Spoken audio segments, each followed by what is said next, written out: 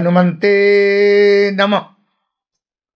दर्शकगण, मैं आचार्य सत्यानंद নিয়ে এসেছি একটি টোটকা আপনার বাড়ির উপযোগিতা।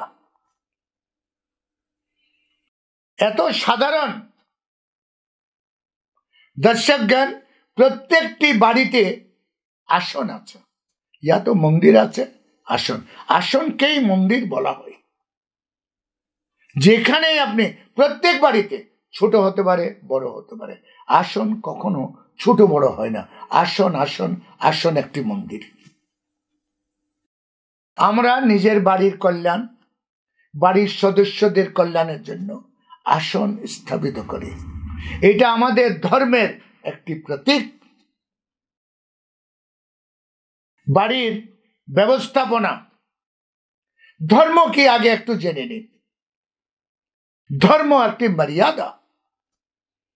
আমরা মাকে, মা, স্ত্রী, বোন, মেয়ে, একটি মহিলার চারটি রূপ।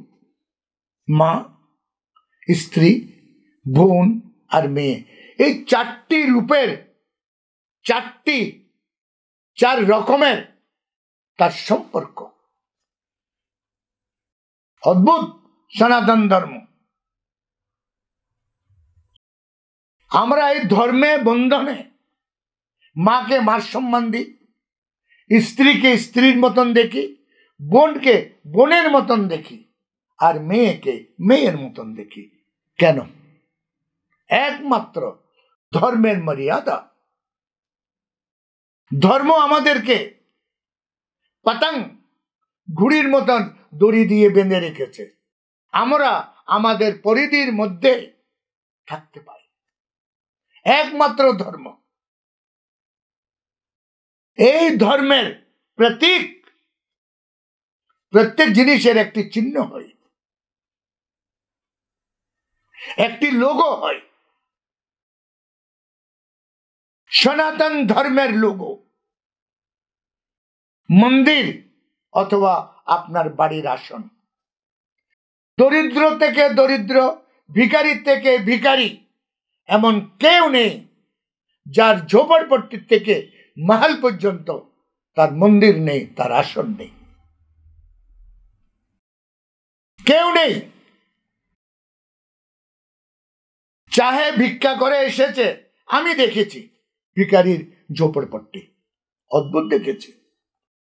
চাহে ভিখারি ভিক্ষা করে এসেছে, তার ঝোপড়পট্টির মধ্যে কোনো একটি কোনায় একটি দেবতা রাখা আছে, একটু ফুলও রাখা আছে, একটু প্রসাদও রাখা আছে একটি ভিখারির ঝোপড়পট্টিতে।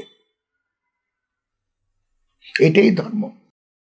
তাই মা মা, স্ত্রী স্ত্রী, বোন বোন, মেয়ে মেয়ে, রিলেশন একটি অদৃশ্য ধার্মিক চক্র, ধর্মের চক্র।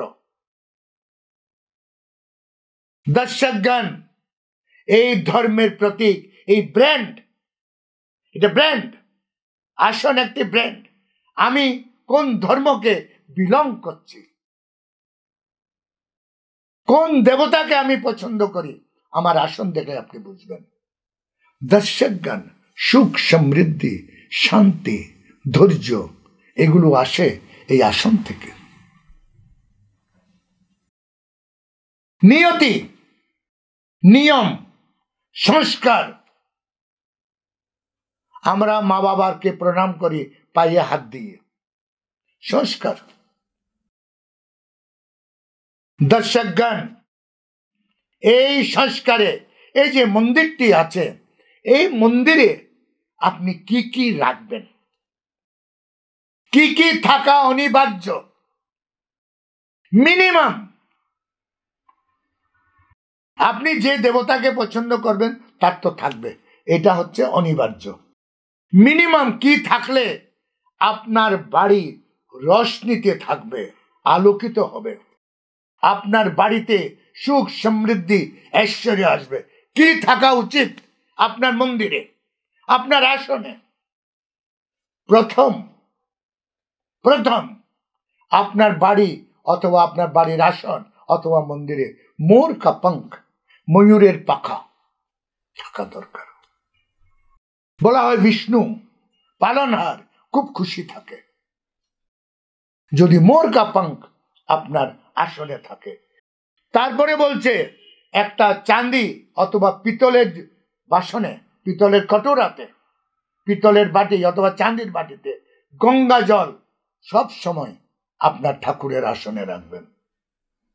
ওপেন, শুকিয়ে গেলে আর একটু দেবেন, শুকিয়ে গেলে আর মাঝে মাঝে মেজে নেবেন, আবার দেবেন। চাঁদির বর্তন অথবা পিতলের বর্তনে গঙ্গা জল রাখা উচিত। আপনার ওরা প্রজ্বলিত হয়ে উঠবে।